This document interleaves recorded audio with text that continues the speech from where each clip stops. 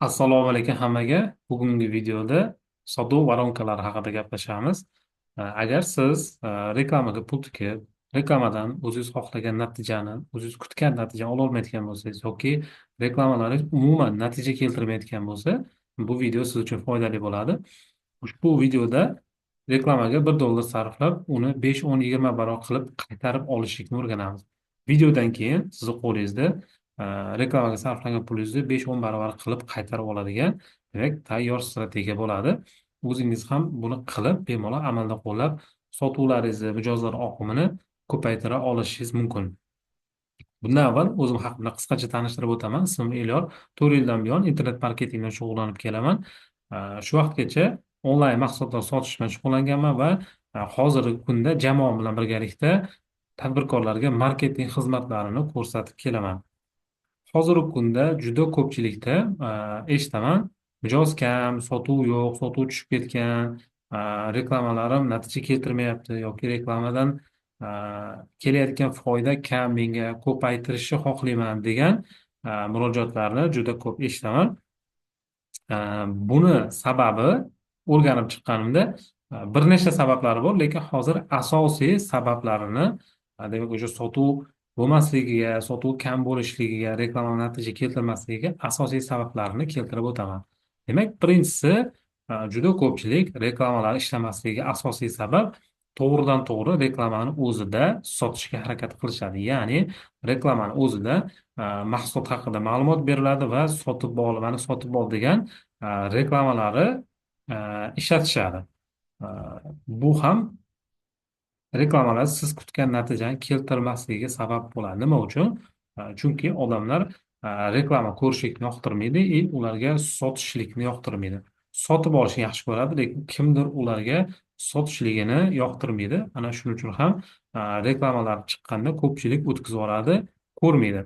Shuning uchun ham reklamalar yaxshi ishlamasligiga olib keladi. Bu birinchi sabab. Ikkinchisi, sotuv vorankasi yo'qligi, ya'ni oldindan o'ylangan hech qanaqa strategiya yo'qligi, ya'ni mijoz hech qachon birinchi ko'rganda reklama sotib olmaydi, mahsulot sotib olmaydi.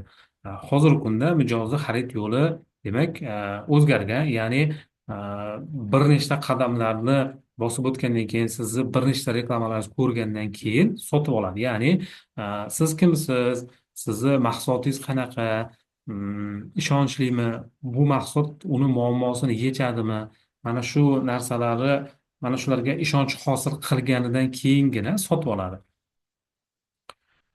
To'g'ridan to'g'ri sotishga harakat qilinganda, demak, ko'pincha mana shunaqa voronka ishlatiladi. Ya'ni target reklamasi, target yoki Telegramda reklama yoki qanaqadir blogerda reklama olinganda mana shu strategiya ishlatiladi. Ya'ni bitta reklama bo'ladi, bu joyda mahsulot haqida ma'lumot berilgan bo'ladi va mahsulotni sotib olish taklifi berilgan bo'ladi. Bu to'g'ridan to'g'ri sotish.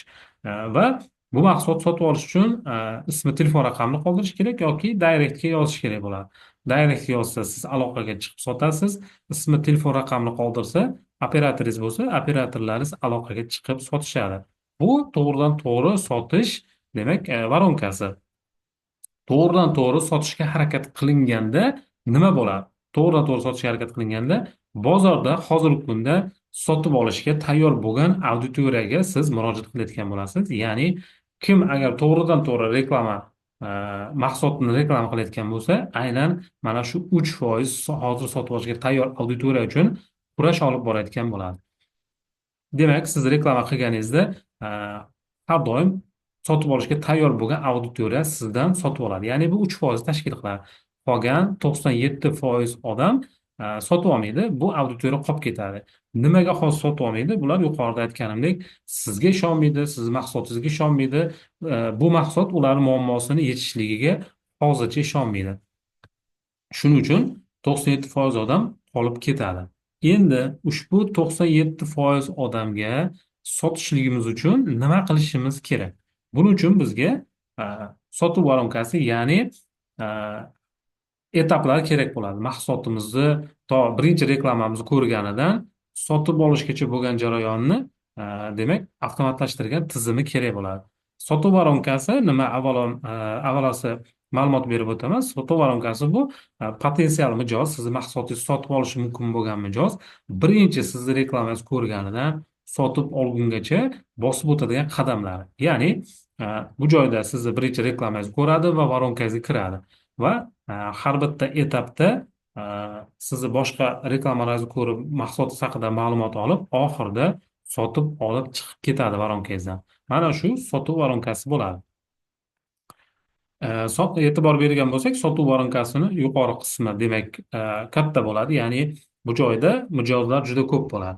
Har bitta etap o'tgan sari mijozlar kamayib boradi. Ya'ni reklamangiz juda ko'pchilik odam ko'rgan bo'lishi mumkin. Oxirida bitta yoki ikkita odam yoki 10ta odam sotib olgan bo'lishi mumkin. Pastga qarab har bitta etapda qisqarib boradi voronka. Endi sotuv voronkasi, umuman voronka qanday qadamlardan iborat? Mana shuni bilib olsak, biz o'zimiz uchun samarali reklama demak yaratishimiz oson bo'ladi. Sotuv voronkasi demak qadamlari. Birinchisi demak eng voronkani tepa qismi, ya'ni eng odam mijozlar ko'p qismi bu sovuq auditoriya bo'ladi. Ya'ni bu top of funnel deyiladi. Bu joyda mijozlar juda ko'p bo'ladi va ular sizni tanimagan, ularga qaysi auditoriya kiradi? Sizni tanimagan, mahsulotingizni ko'rmagan, ijtimoiy tarmoqlarda sizga obuna bo'lmaganlar turadi. Ya'ni bu voronkani eng yuqori qismi, keyingi qismi va mijozlar ko'p qismi hisoblanadi. Bularga siz to'g'ridan to'g'ri demak reklama berganingizda, ya'ni mahsulotni sotib ol deganingizda ko'pchiligi отказ qiladi. Chunki ular sizni tanimaydi, mahsulotingizni ko'rmagan, siz haqingizda umuman ma'lumotga ega emas. Endi voronkani o'rta qismi bor, ya'ni iliq auditoriya. Bularga kimlar kiradi? Ya'ni sizni reklamangizni bir marta bo'lsa ham ko'rgan, mahsulotingiz haqida xabari bor, ijtimoiy tarmoqlarda sizga obuna bo'lganlar kiradi. Bu iliq auditoriya hisoblanadi. Uchinchisi, demak, eng pastki voronkani eng pastki qismi bu qaynoq auditoriya. Bularga saytingizga kirgan, mahsulotingizga qiziqqan, direktingizga masalan yozgan, lekin xarid qilmagan auditoriya kiradi. Endi bizni vazifamiz nimadan iborat?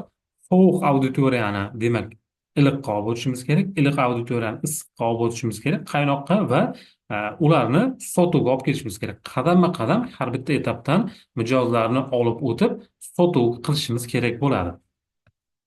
Buning uchun biz nima qilishimiz kerak? Ya'ni sovuq auditoriyani iliqqa o'tkazishligimiz uchun ularga foydali kontent berishimiz kerak, o'zimizni tanitishimiz kerak va ishonchga kirishimiz kerak. Ya'ni sovuq auditoriyani iliqqa olib o'tishni eng oson yo'li bu bepul foydali kontent berish. Ya'ni bu lead magnet deyiladi. Ularga foydali ma'lumot berishlik, ya'ni u joyda biz foydali ma'lumot berib, muammosini yechishga yordam beradigan ma'lumot berib, ularni ishonchga kiramiz, ekspertligimizni ko'rsatamiz. Yoki lead magnetni ko'rinishlari o'zi juda ham ko'p. Mahsulotimizni agar tatib ko'rish imkoni bo'lsa, tatib ko'rishga berishimiz mumkin. Agar qanaqadir info mahsulot bo'lsa, bepul darslik berishimiz mumkin, vebinar o'tib berishimiz mumkin. Buni demak har xil turi bor. Lead magnetni har xil turi bor. Demak, eng voronkamiz eng yuqori qismidagi eng ko'p mijozlar bor qismidagi insonlarni iliq o'tkazishimiz uchun ularga bepul foydali kontent, ya'ni lead magnet berishimiz kerak bo'ladi. Endi iliq auditoriyani siz sovuq auditoriyaga bepul kontent ma'lumot berib turib, ularni iliqqa o'tkazdingiz. Endi iliqqa qanaqa kontent berishimiz kerak, qanday muomalada bo'lishimiz kerak? Ularni muammosini yechishi mumkin bo'lgan mahsulotni taklif qilamiz. Ya'ni birinchisida ularga o'zimiz ekspertligimizni ko'rsatdik, bepul kontent berib, bepul mahsulotimizni berib turib, ularni ishonchiga kirdik. Endi ushbu bizni mahsulotimiz ularni qaysi muammolarni yechadi, qanday yechadi, buni ko'rsatib berishimiz kerak bo'ladi. Ya'ni ularni parvarish qilishimiz kerak. Bizni mahsulotimizni sotib olishgacha ularni parvarish qilib kelishimiz kerak bo'ladi. Endi uchinchi eng pastki qismi qaynoq auditoriyaga demak shoshilishlari uchun sabab beramiz. Ya'ni aksiya, chegirma, kafolatlarimiz haqida aynan mana shu joyda ma'lumot beramiz. Yuqoridagi o'sha to'g'ridan to'g'ri sotuvi aynan mana shu pastdagi уже bizni taniydigan qaynoq auditoriya uchun bersak yaxshi ishlaydi. Juda ko'pchilik to'g'ridan to'g'ri sotuvi demak tepada hech kimni tanimagan sizni tanimagan auditoriya qiladi. Shuning uchun ham reklamalar yaxshi natija bermaydi, kutilgan natijani bermaydi. Agar siz buni qadamma qadam sotuv voronkasi bo'yicha qadamma qadam olib kelsangiz, qaynoq auditoriyaga to'g'ridan to'g'ri sotuvlaringizni bersangiz, e, reklamalaringiz haqiqatdan ham yaxshi ishlaydi, kutganingizdan ham e, ko'p sizga pul olib keladi. Endi buni hammasini amaliyotda ko'rib chiqamiz qanday qilish kerakligini. Demak, yuqorida aytib o'tganimdek, sotuv voronkasini qilishlik uchun, ya'ni sovuq auditoriyani biz iliqqa olib o'tishimiz uchun nima qilishimiz kerak? Birinchi o'rinda lead magnet tayyorlaymiz. Lead magneti turlari yuqorida aytib o'tganimdek, bepul mahsulotingizni berishingiz mumkin, qaysi qismini bepul darslar berishingiz mumkin, marafon berishingiz mumkin, vebinar qilib berishingiz mumkin. Har bitta biznes uchun bepul nimadir topsa bo'ladi. Yo'llari juda ham ko'p. Demak, birinchi qadamda lead magnet topdik biz. Endi ushbu lead magnetimizni mijozlarga ko'rsatishimiz uchun, ya'ni voronkamizga olib kirishligimiz uchun video kreativ ishlaymiz. Bir nechta video kreativ bo'lishi kerak. Agar Instagram target orqali qilmoqchi bo'lsangiz, bu narsani bir nechta video kreativ olasiz aynan lead magnetingiz uchun. Bo'lishi mumkin ekspertlik kontent bo'lishi mumkin. Ularni qaysidir muammosini videoda siz yechib berishingiz mumkin, o'zingizni ekspertligingizni ko'rsatgan holatda. Yoki masalan bepul dars qilmoqchi bo'lsangiz, vebinar o'tmoqchi bo'lsangiz, mana shu reelslarda aytib o'tsangiz bo'ladi. Demak, mana senda muammo bor, bu muammoni yechish uchun video darslik tayyorladim, video darsga qo'lga kiritish uchun plyus qoldi. Yoki havola orqali ro'yxatdan o't degan ma'nodagi video kreativ ishlaymiz. Bu voronkani demak Telegramda ham qilsa bo'ladi yoki qanaqadir blogerdan reklama sotib olganingizda ham ishlatsangiz bo'ladi bemalol. Har xil joyda ishlatsa bo'ladi. Birinchi demak qadamda lead magnet qildik. Lead magnetimiz uchun demak kreativ ishlab chiqdik va ushbu kreativimizga demak target reklamasini yoqamiz. Agar targetda ishlayotgan bo'lsak, target reklamasini yoqib turib, ulardan demak agar plyus qoldiring degan bo'lsa, obuna bo'lishlarini so'raymiz. Agar ro'yxatdan o'tish kerak bo'lsa, demak landing pejga, ya'ni veb sahifamizga, mini veb sahifaga o'tib turib, o'tkazib, ularni ismi, telefon raqamini olamiz, ya'ni kontaktlarini yig'ishni boshlaymiz. Ular bizga obuna bo'lgandan keyin yoki ismi, telefon raqamini qoldirganidan keyin Telegram kanalimiz yoki Telegram botga olib o'tib turib, aynan o'sha biz videoda va'da qilgan lead magnetimizni beramiz. Lead magnetimizni berganimizdan so'ng ularga demak sotuv xabarlarimizni berishimiz mumkin. Ya'ni sotuv xabarlar 6 ta yoki undan ko'p bo'lishi mumkin. Sotuv xabarlarimizni kuniga bittadan yuborib borishimiz mumkin va undan so'ng ular bu joyda biz nima yutyapmiz? Bepul qiymat beryapmiz, ya'ni ularga bepul ma'lumot beryapmiz, o'zimiz haqimizda demak ekanligimizni, o'zimizni ekspert ekanligimizni ko'rsatyapmiz, bepul qiymat berib ularga ishonchga kiryapmiz va undan so'ng biz ularga sotuv taklifimizni beryapmiz. Sotuv takliflarini kunga kun bo'lib qo'yasiz, har kuni bittadan jo'natib tursa bo'ladi. Buni avtomatik tarzda Telegram botda ham qilsangiz bo'ladi. Bir nechta demak usullari bor. Ana undan so'ng siz demak sotuv taklifingiz bergandek ular ismi, telefon raqamini qoldiradi va ularga aloqaga chiqib mahsulotingizni sotishingiz mumkin. Bu demak juda ham nima deydi, elementar kichkina joyi, siz bemalol amalda qilishingiz mumkin. Buni demak murakkablashtirish ham bo'ladi. Ya'ni lead magnetingizni ko'rgan insonlari auditoriyasini chiqarib ularga retarget qilishingiz mumkin. Undan so'ng o'sha chegirmalar berishingiz mumkin. Buni har xil qilib demak amalga oshirsangiz bo'ladi. Yana bitta joyi, lead magnetingizni ko'rib sizga obuna bo'lgandan keyin demak bu obuna bo'lganlarga stories orqali ham sotuv qilishingiz mumkin yoki qanaqadir boshqa reels chiqarib turib, reels orqali ham mana bu xabarlari, sotuv takliflaringizni berishingiz mumkin. Buni yo'llari juda ham ko'p. Keyingisi demak amaliyotda hozir ko'rsatib o'taman. Hozirgi kunda sizni to'g'ridan to'g'ri sotuv qilganingizda nima bo'ladi? masalan target reklamasini ishga tushirdingiz, to'g'ridan to'g'ri reklamaga demak $100 ajratdingiz. Uh, $100 reklamada siz mahsulotingizni reklama qilgansiz. Sotib olish uchun isming, telefon raqamingizni qoldir yoki direktga SMS yoz degan ma'noda, demak siz target yoqqansiz to'g'ridan to'g'ri sotuvda. Demak sizni reklamangizni ko'rdi va landing pejga, ya'ni mahsulotingiz haqida ma'lumot oladigan veb sahifangizga o'tdi. Veb sahifaga o'tib turib, ular ma'lumot olib, demak ismi, telefon raqamini qoldirdi. Bu joyda siz reklamaga targetga $100 ishlatdingiz. Har bitta lidingiz $1 tushganda, bu men juda ham kichkina sifrada hisoblayapman. 1,5, 2, $3 ham tushib ketishi mumkin agar mahsulotingizni narxi qimmatroq bo'lsa yoki reklama kreativlaringiz yaxshi bo'lmasa yoki landing pej yaxshi bo'lmasa, narxlar ko'tarilib ketishi ehtimoli bor. Shuning uchun minimal qilib hisobladim. $1 har bitta lidingiz $1 tushganda sizga 100 ta lid tushadi. 100 ta lidga demak sotuvchingiz yoki o'zi aloqaga chiqib 10 ta 20 ta sotishingiz mumkin. 10 yo 20%ga. Bu yaxshi holatda yaxshi rezultat qilib ko'rsatib beryapman. Bu sifralar undan ham kam bo'lishi mumkin yoki umuman rezultat bo'lmasligi ham mumkin. Chunki siz to'g'ridan to'g'ri sotyapsiz. Ya'ni sizni tanimagan, sizni bilmagan, mahsulot haqida bilmagan insonlarga to'g'ridan to'g'ri sotyapsiz. Rezultat shunaqa bo'lishi mumkin. Endi biz o'zimiz amaliyotda qo'llaganimizda qanaqa bo'lgan? Ya'ni Yevropaga ishga jo'natadigan biz bir kompaniyaga reklama qilganmiz. Ya'ni atigi $94 reklamaga rasxod qilganmiz. Mana bu joyda ko'rsatishim mumkin.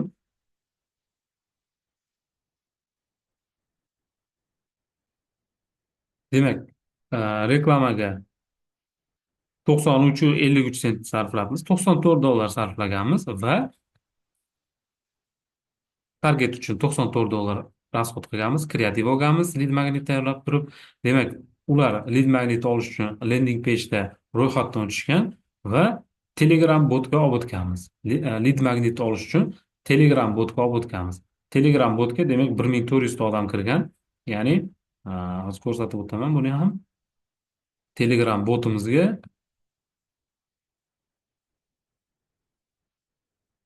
1283 ta odam kirgan ekan. Uzr, adashma sifrada 1283 ta odam botga kirgan. Juda ham oddiy va sodda voronka qilganmiz.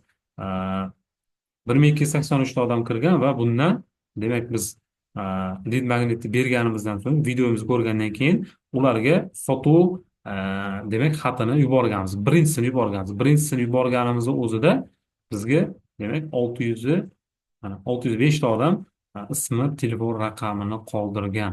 Shu birinchi xabarni yuborishimiz o'zida. Va bundan 600 ta odamdan bu joyda sotuv operatorlari muammo bo'lgan, bunaqa ko'p lid tushishini ular ham kutmagan bo'lgan va 3 ta sotuv qilishgan. Birinchi xabar o'zida demak $9,000 atrofida sotuv bo'lgan. Bizga aniq sifralar aytilmagan, lekin 3 ta sotuv bo'ldi deb aytgan. Biz o'rtacha demak $3,000 dan hisobladik. Yevropaga ishga ketishlikni va $9,000 deb o'rtacha oldim. 6,000 bilan 9,000 orasida sotuv bo'lgan. Ya'ni $100 $94 1300 ta odam botga olib o'tganmiz va 3 ta sotuv qilganmiz. Va keyingi xabarlarni yuborsa ham yana sotuv qilish ehtimoli bor.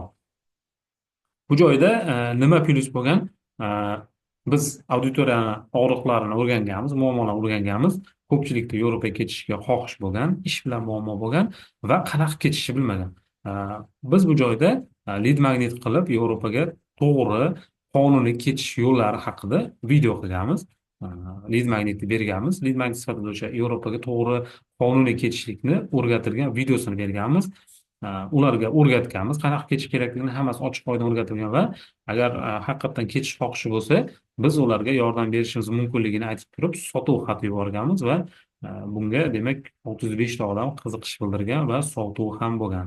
Demak, amaliyotda bundan tashqari bir nechta bizneslarda bu modelni qo'llab ko'rganmiz, bu sotuv vorankasini ishlatib ko'rganmiz, har xil turini sinagan holatda hammasida reklamaga tikilgan pul o'zini juda ham katta foiz oqlagan, ya'ni 20, 30, 50 barobar bo'lib qaytgan joylari bo'lgan. Demak, bugungi videomiz shundan iborat.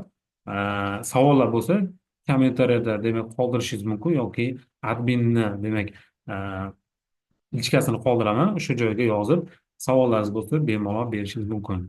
Bugungi videomiz shundan iborat. Siz ham bemalol foydalanib, reklamalaringizni demak o'zgartirib, reklamaga tikkan pulingizni 10-20 barobar qilib qaytarib olishingiz mumkin ushbu strategiyadan, sotuv voronkasidan foydalangan holda.